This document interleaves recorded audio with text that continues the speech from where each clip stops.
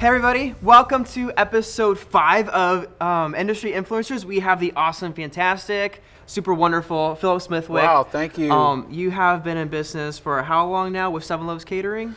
So actually I started catering in 2002, part-time, and then we launched full-time about, let's see, 7 years ago. Okay. 8 years ago, 7, 8 years ago. Sure. So, yeah. So some time now. That's awesome. It's been fun. It's been a little while, and so yeah, we're loving it. Yeah. What I love about Phillip is that he used to work for other people. I know that you did it at a restaurant. You also did it with private chef. You were also a private chef for a while, but you also went ahead and made that jump to being your own chef. So kind of tell me about a little bit of your experience and then some of the things leading up to you being self-employed. Absolutely. So probably one of the key things is that I've actually always enjoyed cooking, and so in my business that would be important. And Just a little bit. Yeah, it's a little important. Yeah. And so I love what I do, and but I worked in the restaurant industry. I worked in the private chef industry, which is actually what I was doing right before I decided to go full time. Was I worked as a private chef. I did a little bit in the country club realm. So all of those sort of experiences kind of helped me gain a little bit of a background that helps in what we do today. There's, I guess, simply put, there's a little bit of all of those elements that go into full service catering, which is, you know, what we consider ourselves as full service caterer. And so, yeah. Well, I think that's interesting too is that, and I don't know if you necessarily planned it this way, but when you started working for yourself and you became a full service caterer, you really did bank on your experience and the wide diversity of it to make sure that you could be fully that full service, you know? Absolutely. Well, so some of that, you know, I don't know if it's strategy or just ignorance, and I think it takes a little bit of both sometimes. And what I mean by that is that, you know, I really developed or kind of adopted a, you know, we'll say yes, and then we'll figure out how we're going to do it mentality. And so I know a lot of entrepreneurs, you know, kind of have that same mentality, and so it's worked out for us sometimes, and sometimes it leads to a little bit of you know, anxiety, but it's always fun. I consider, you know, the catering aspect sometimes at the event level like organized chaos, and so we try to take out as many variables as we can, but yeah, so it's fun, you know. Like I said, we say yes, and then we just figure out all the parts and pieces that it's going to take, and I have a great team that helps me be able to do that these days. So that's awesome. Yeah. And I actually used to work back in the day for Phillip's company. Now, you were great, by the way. Oh, thanks, man. We hated to see you go. Well, we're still connected, right? We are. So we're we have here that today. going. You're here with me now. Yes. Returning the favor. Yes, absolutely. So, yeah, but important business connection. And I love Seven Loaves Catering heart and mission because they do everything with excellence.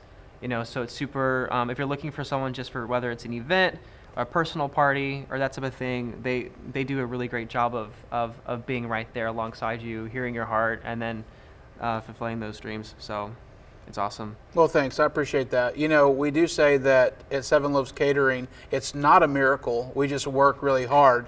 And that is very true. I have great staff that work really hard. They're dedicated to doing what we do, and from the culinary staff to the event planners and everything, you know, I've been fortunate to surround myself with great people. So that's awesome. Like you. Oh, thanks, man. Yeah. Back and forth. But seriously though, so I know that you have a company now and it's doing well. There's a lot of experience that you've had, like knowledge, and that you've learned just by being the business owner in your field. And I want to encourage people that are looking to take that next step, that when you made this decision, it wasn't just on a whim.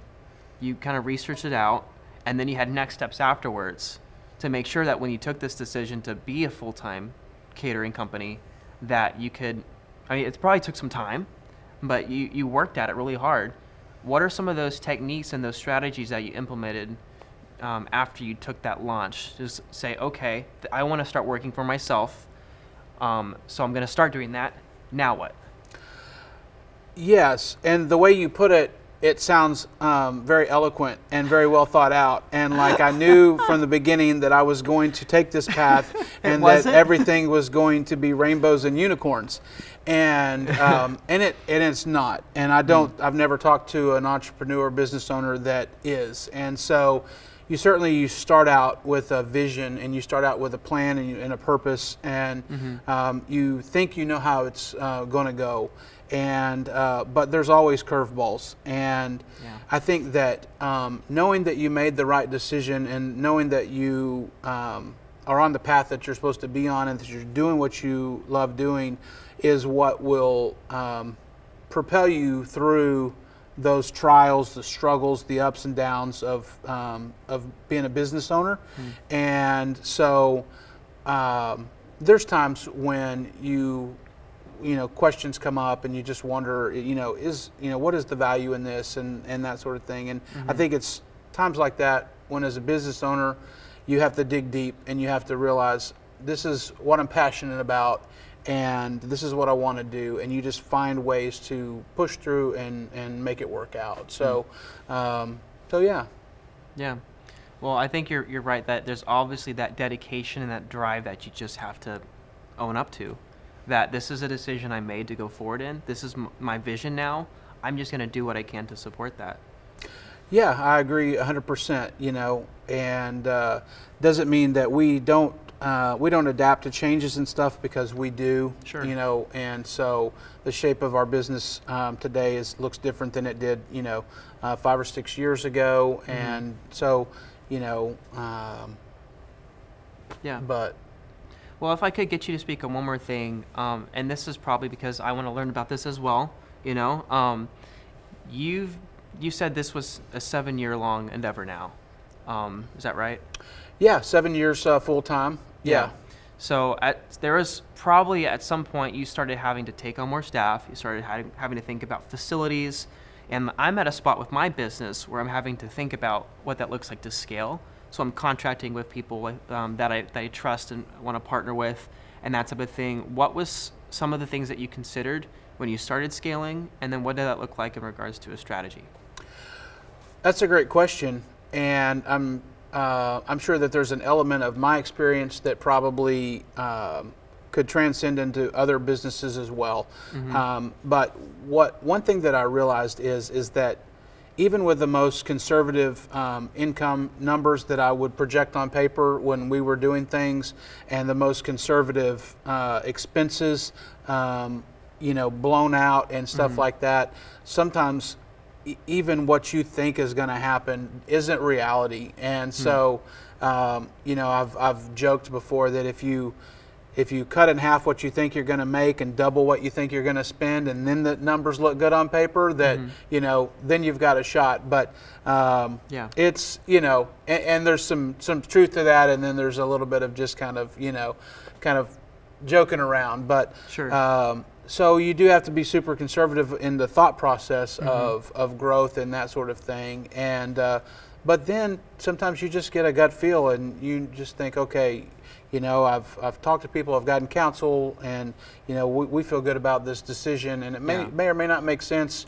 looking at it, but we feel like this is the direction that we're going to head. And I think that you can't underestimate that intuition either. That's true, because there is a gut feeling that has to come with it. Well, and it's that passion, I think, drives that a lot of times. And so somebody else may not be able to see your vision. You may have somebody that doesn't have the passion for it, and they're not going to be able to, you're not going to have the same intuition that you're going to have. And I guess it's a balance between having advisors and counselors to be able to help you, but at the end of the day, knowing that you're the one that carries the vision, and you're the one that is going to have to, to see it through. So that's true. And there's a lot of great wisdom in that. Again, I think that just comes with the experience, and then honestly trial and error. I think there's ebbs and flows, trial and error in any business, and so absolutely. Well, really quick, I want to thank our sponsor. The Trey Group has been such a huge blessing to give us this facility. If you are a business that's looking to promote yourself, they have traveling promotional boxes and booths that you can put all your branding up on there, just if you're at a showcase or showroom or that type of thing. So make sure to check them out at the Trade Group. But Phillip, I've been so blessed with your time, man. Thank you for being on my show today. Hey, I'm excited. I'm excited for what you've got going on, and excited to see where everything takes you. Thanks, excited man. for your new venture here with the show, and I'm glad that you invited me to be a part of it. Yeah, absolutely. So real quick, if they want to hire you for catering services, where do they go? So that's a great question. Yeah. And thank you for asking it. Yeah. And you can find us on 7loavescatering.com. And you can actually, we have you can order right there. You can see different packages that we have, different events that we do, pictures of some of our food, questions. You can get a quote. So that's a great place. Obviously on Facebook, you can find us on Facebook as well, 7 Loaves Catering and Events. And so, yeah. So hire them for catering services because they do a really great job. Learn from firsthand experience. Yes. Yeah. Thanks a lot. I appreciate it, Trey. But thank you for being here, man, and thank y'all for watching today. Make sure to check out Industry Influencers episode 6 next week. Like and subscribe at TreyandPhillip.com and follow 7 Loaves Catering as well. But is this where you like point down, or is there going to be something at the? Sometimes we point down. Usually, or for Facebook, it's up. Oh, okay. You point up because the description's above you. So. Okay. There you go. Bye, guys. Bye-bye.